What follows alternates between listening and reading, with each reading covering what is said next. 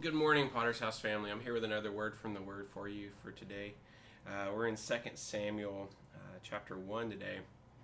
And we talked about God rejecting Saul as king of Israel, and based on the fact that, he just was a bad king. He didn't follow the Lord, he didn't listen to the Lord.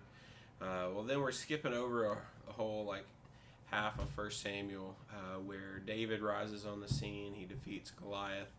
He becomes kind of a hero to the people. Saul gets angry with him and has hatred towards him, tries to kill him because he knows that David's going to replace him, and he doesn't like that. And it's this whole thing where David's running and hiding, and David has several times where he could kill Saul, but he says he will not raise his hand against the Lord's anointed, because he still sees Saul as in a place where God put him, and he doesn't want to be the one to take him out of that place, even though what God had clearly shown was that David was to replace him. But David was letting God do that in his own time, not in David's time. And David really loved Saul's son Jonathan. They were close friends. And so in 2 Samuel 1, we have the account of what David's response was when he got the news that Saul had been killed and that Jonathan with him. Saul actually technically killed himself, but that's a whole other story. But in 2 Samuel 1, we have David's response, and you would think human response, like David's been running from this guy for years, hiding out in caves. At one point, he's disguised himself as a madman, actually living in the town where Goliath was from. And they're like, "Oh, he's so crazy now. Leave him alone." He's gone through all of that, and you would think my response would be, "Thank goodness that's over. Saul is gone. Whew, man! I'm glad that chapter of my life is done." But that's not where David's heart was. Here's where David's heart went when he found out the news that Saul and Jonathan were dead. He says this: "Your glory, O Israel, is slain on your high places. How the mighty have fallen. Tell it not in Gath, publish it not in the streets of Ashkelon, lest the daughters of the Philistines rejoice, lest the daughters of the uncircumcised exult. You, mountains of Gilboa, let there be no dew or rain upon you, nor fields of offerings. For there the shield of the mighty was defiled, the shield of Saul not anointed with oil.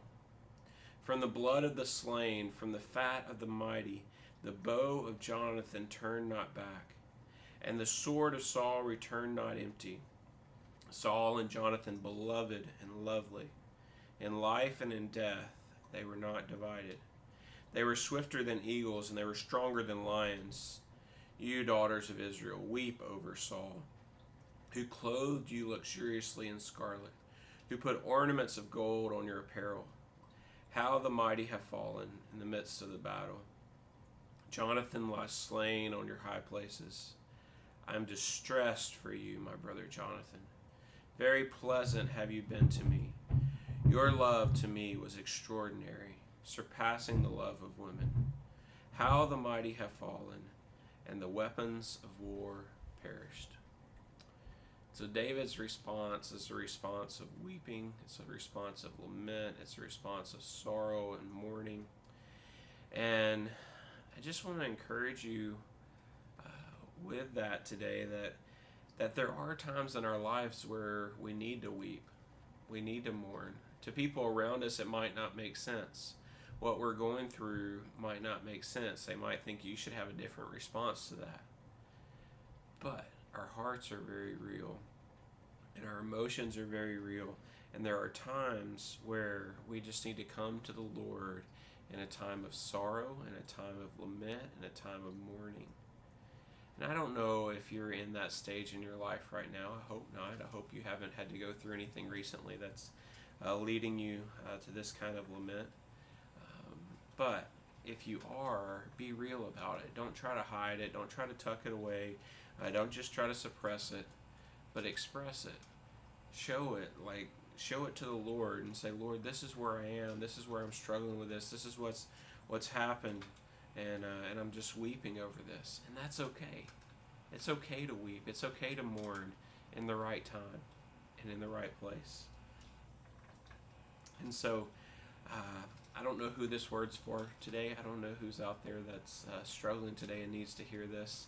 But I just want to encourage you that it's okay to weep. It's okay to mourn. And in the end, turn to God and give that to Him. And through that process, He can bring healing and restoration to your life. Well, this has been your word from the Word for today. I hope to see you guys on Sunday. Remember to sign up if you're coming to the church in person. And if you're going to join us online, we'll see you there. Bye for now.